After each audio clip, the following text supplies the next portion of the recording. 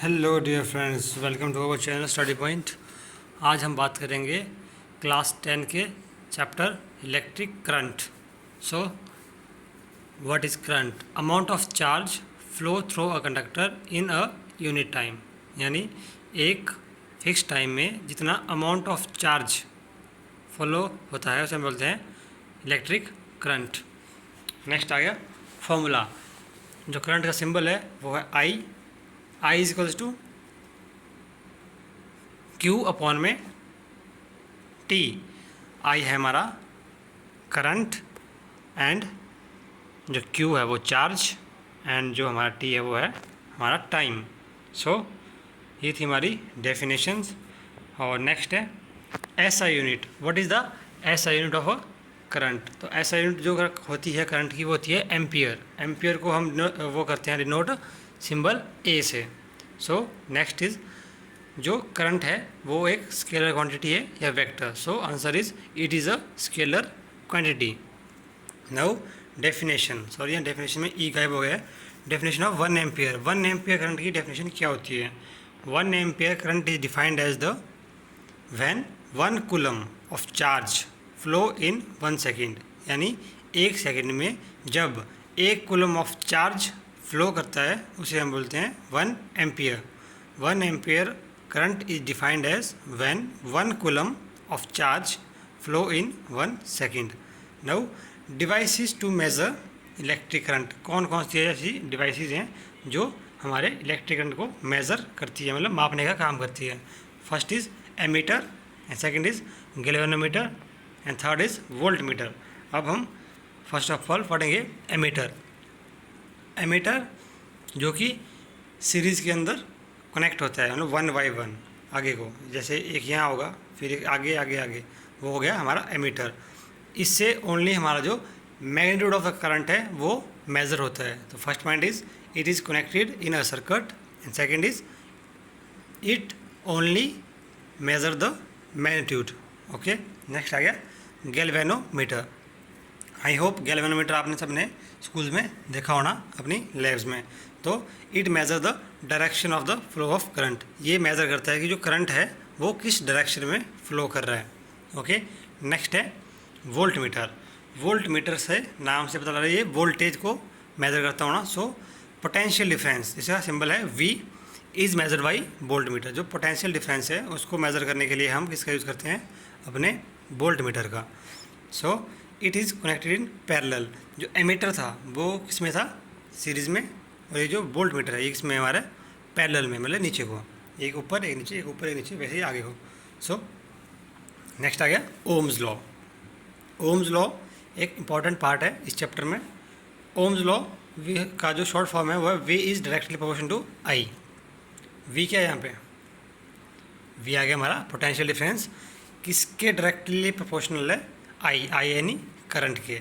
So definition of this is electric current following through conductor is directly proportional to potential difference.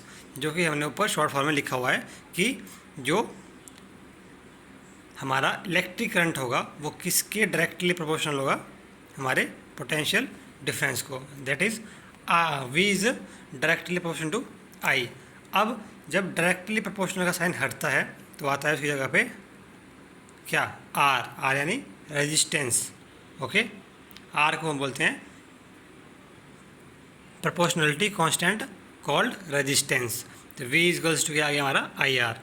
सो अब what is resistance? ये क्या होती है? इसका symbol यहाँ बना हुआ है आपके पास। R equals to V upon I। R का फॉर्मूला आप ओम्स लॉ से भी निकाल सकते हो। जैसे ऊपर V इक्वल टू IR है तो I और R आपस में मल्टीप्लाई कर रहे हैं, तो ये जब हमने यहाँ से R निकालना है तो I वहाँ जाके डिवाइड करेगा। सो बनेगा R equals to V upon I। So what is the SI unit of resistance? अब SI यूनिट क्या होती है इसकी? SI क्या होता है? System international. जो इंटरनेशनल लैंग्वेज में या इंटरनेशनल जो पूरे वर्ल्ड वाइड में जो सिंबल यूज़ होता है उसे बोलते हैं हम SI। तो वो होता है ओम स्क्वायर, ओम्स नेगेटिव स्क्वायर, मतलब इसका ओम्स या 1 अपॉन ओम स्क्वायर भी आप बोल सकते हो। और सिंबल है इसका ओम, ये वाला सिंबल है इसका ओम। ओके, और वोल्ट पर मीटर भी हम इसे बोल सकते हैं। Okay, now next is it is the property of conductor by virtue of which oppose या resist the flow of charge through it.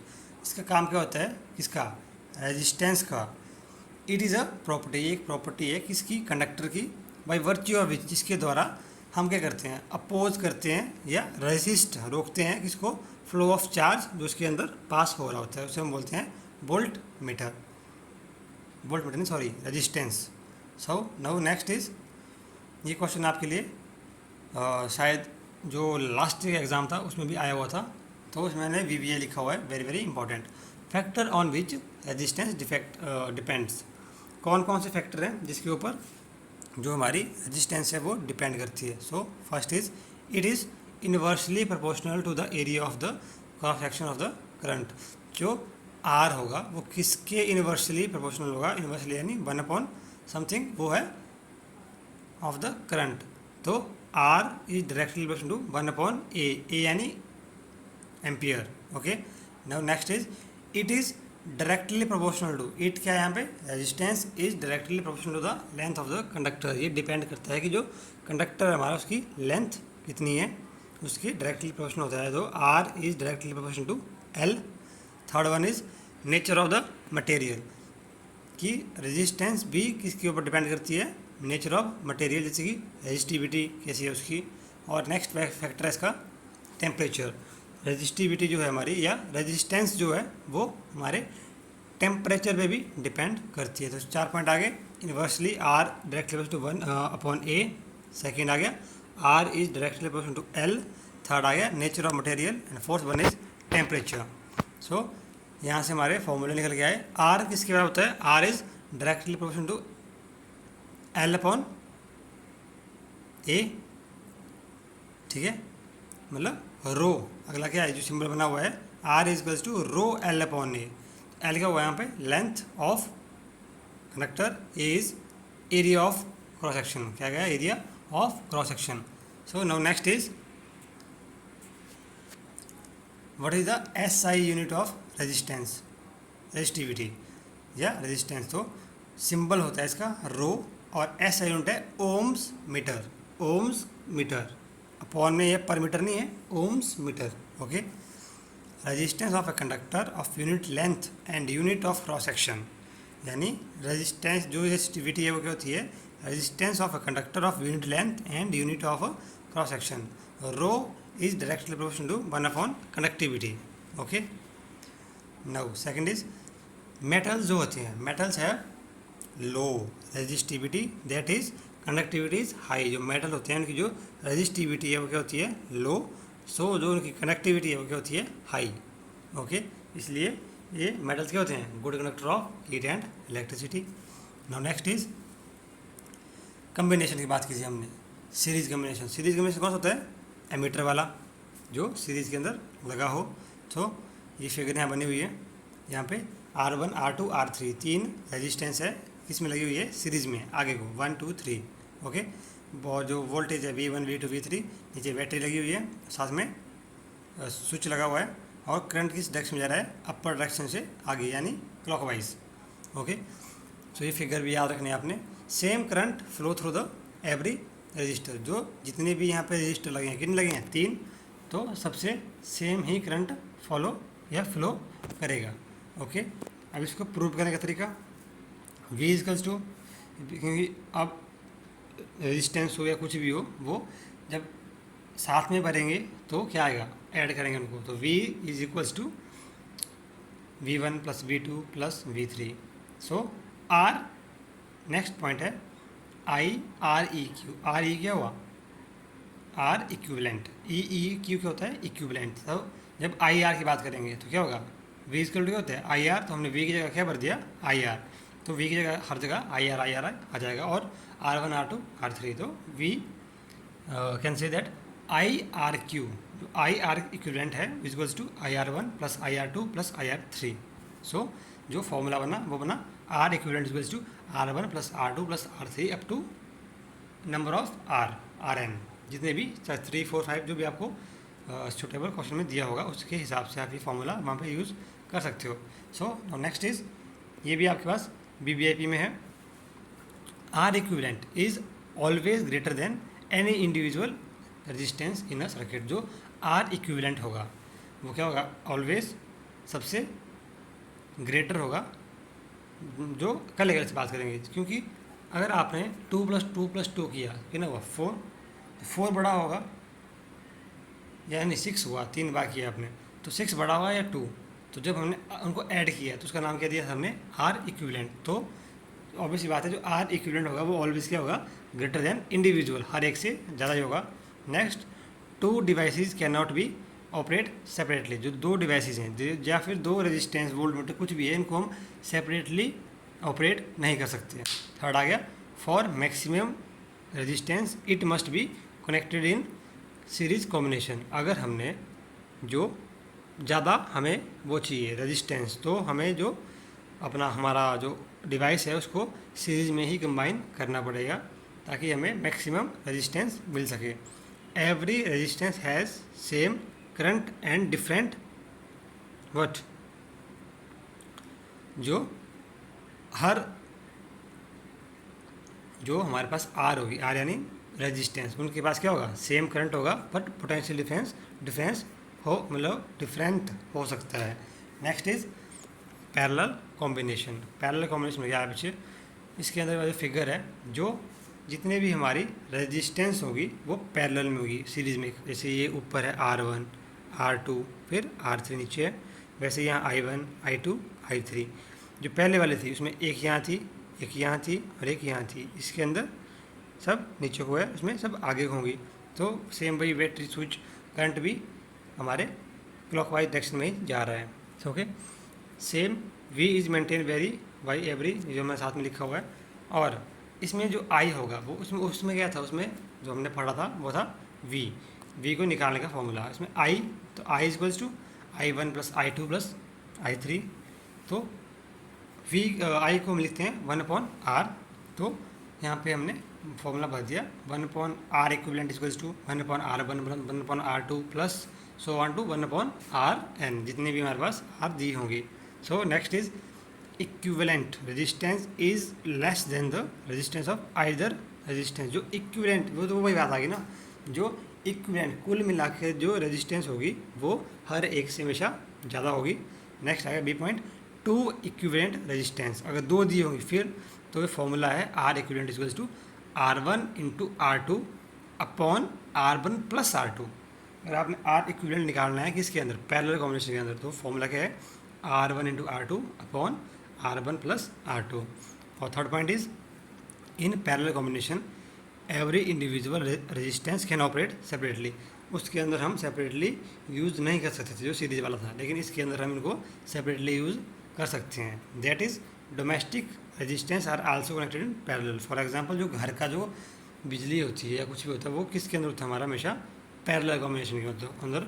जो घर की बिजली होती है वो होती है पैरेलल कॉम्बिनेशन के अंदर। सो next is joule heating. Joule heating भी एक इसमें इंपॉर्टेंट टॉपिक है इस चैप्टर में आपका, जूल। तो हीट प्रोड्यूस इज, जो जूल के अंदर जो हीट, जूल क्या है, हीट का SI सिंबल है।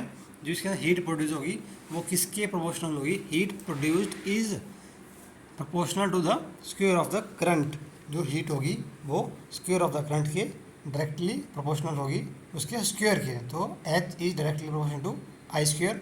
बी पॉइंट है हमारा, heat is produced is proportional to resistance. तो H है वो किसके प्रोपोर्शनल होगा, R के। ओके, थर्ड में heat produced is proportional to time for which current is flow. जो हीट होगी वो किसकी प्रोपोर्शनल होगी, जो टाइम की। तो 3 आ गया, H is directly proportional to I², H is directly proportional to R, and third one is H is directly proportional to T।